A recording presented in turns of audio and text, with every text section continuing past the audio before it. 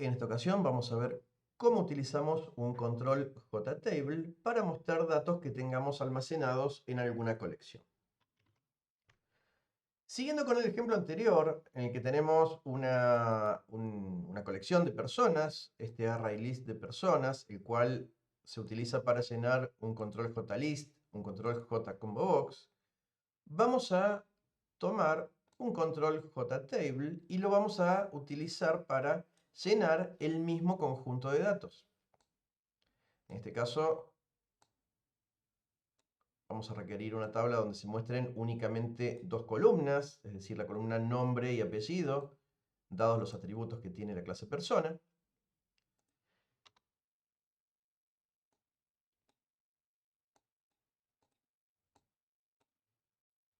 Y en estas columnas vamos a llenar primero el nombre, luego el apellido, de forma tal que cada persona ocupe una fila de esta tabla. En esta tabla va a ser necesario llenar primero un objeto TableModel con los datos y luego asignar el modelo completo. Al asignar el modelo completo, se llenan todas las columnas, todas las celdas, todas las cabeceras de columnas. Por lo tanto, no va a ser necesario asignar ningún tipo de atributo a esta tabla. La vamos a dejar como está porque el modelo se va a reemplazar completamente. No hace falta, aunque queden por defecto estas columnas, esas cuatro filas, no hay ningún inconveniente. ¿Cómo se hace esto? Primero hay que asignar un nombre correcto a la tabla. Change variable name, el prefijo habitual para las tablas es tbl, por lo tanto puede llamarse tbl personas, dado que vamos a mostrar datos de las personas. Y en este código, en el constructor teníamos primero el llenado del JList con el método setListData. Luego este ciclo llenaba el JComboBox. Y ahora vamos a hacer el llenado del control JTable. Para poder llenar un JTable, vamos a necesitar un objeto defaultTableModel. DefaultTableModel, bueno, hay que importarlo. Modelo igual a new defaultTableModel. Este modelo va a requerir primero asignar las columnas, las cabeceras de las columnas.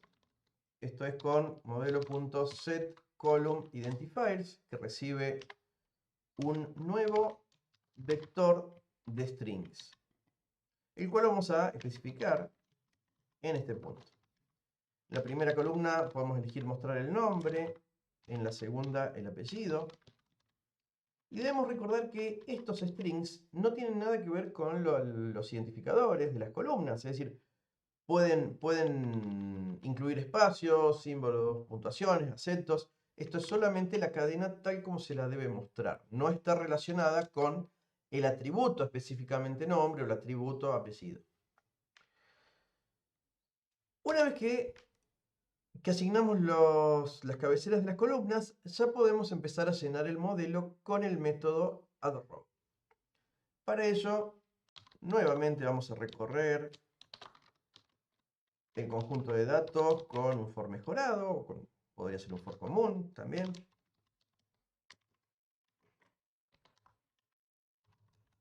Y en cada vuelta de este ciclo for, lo único que se requiere hacer es llamar al método addRow del modelo. addRow requiere un nuevo vector de objetos. En este caso, dado que los dos atributos son de tipo string, tanto nombre como apellido son strings, podríamos declarar este vector como un vector de strings. Y estaría bien, no habría ningún inconveniente. Pero en la mayoría de los casos vamos a tener columnas de distintos tipos.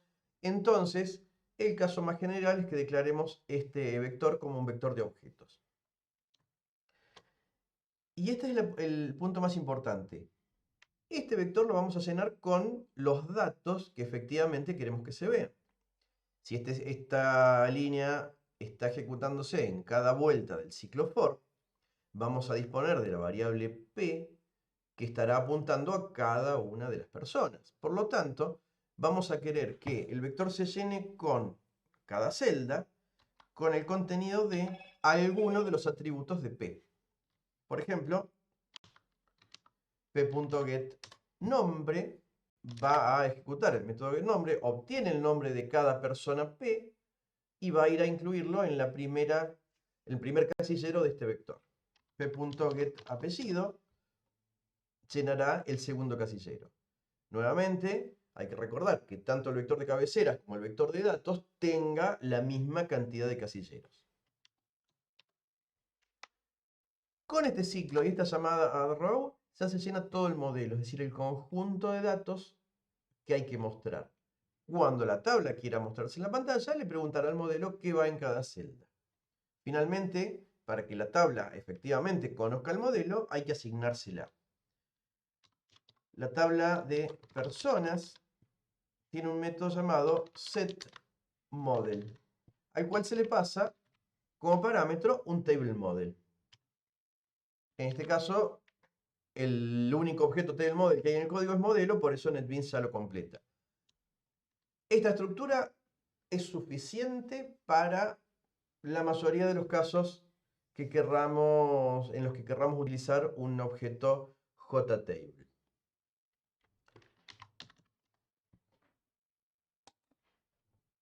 Al ejecutar este programa, vemos cómo efectivamente el JTable se llenó con los mismos, utilizamos el mismo vector de datos para ver que efectivamente se llenen bien. La tabla tiene 5 filas por cada una de las 5 personas que teníamos cargadas. Y ahí vemos cómo los 3 controles quedaron con exactamente los mismos datos. Por lo tanto, el JTable se lo llenó bien.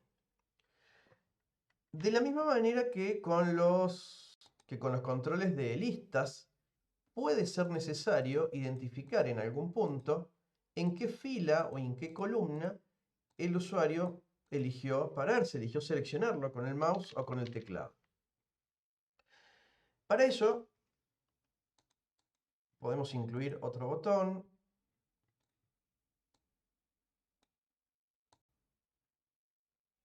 que nos permita identificar cuál es la celda que seleccionó en cada ocasión. Se va a llamar botón ver seleccionada tabla. Y como texto, bueno, nuevamente ver seleccionada. Y en el caso del evento actionPerformed de este botón, vamos a intentar hacer lo mismo que en los casos anteriores, es decir, un JOptionPaint que nos muestre de alguna manera los datos de la persona que fue seleccionada.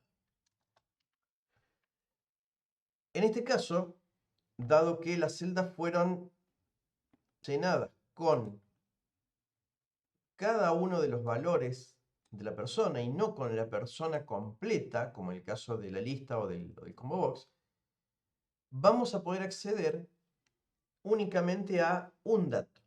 Es decir, en la celda que seleccionó estará o el apellido o el nombre según en qué columna se paró el usuario. ¿Cómo logramos saber esto? Por un lado, podemos obtener de la tabla,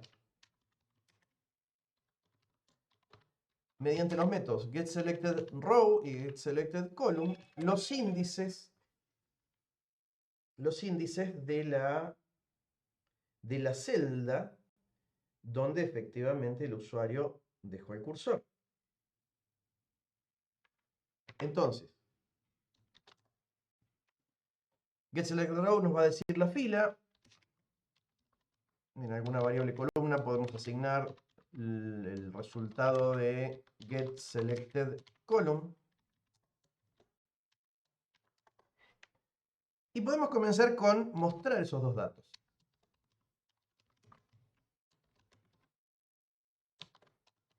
Show message dialog que muestre la concatenación de fila y la columna.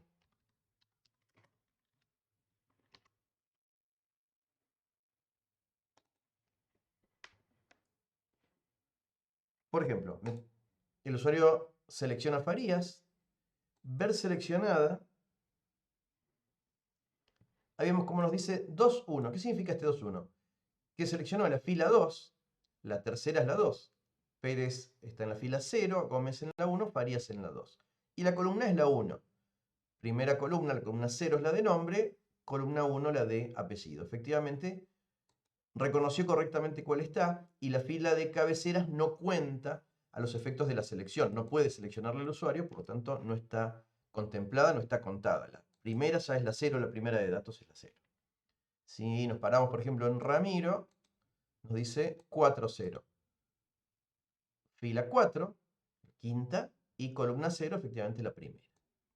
Sería útil en alguna situación también ver qué dato hay en esa celda. Entonces, se podría hacer lo mismo utilizando estos índices de fila y columna para acceder a la tabla. La clase JTable posee el método getValueAdd, al cual se le puede indicar primero índice de fila, luego índice de columna.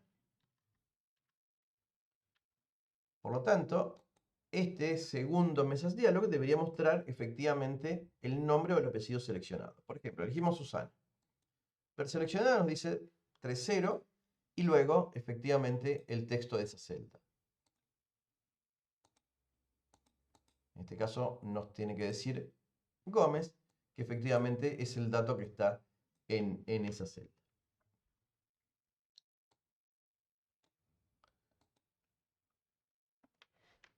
Con esto queda evidente cómo este control de tablas, a pesar de ser más flexible, mucho más flexible que los controles de listas, y ser relativamente más difícil de llenar, es muy flexible y bastante práctico de usar. No es tan difícil llenarlo, no es tan difícil manipular los datos que fueron cargados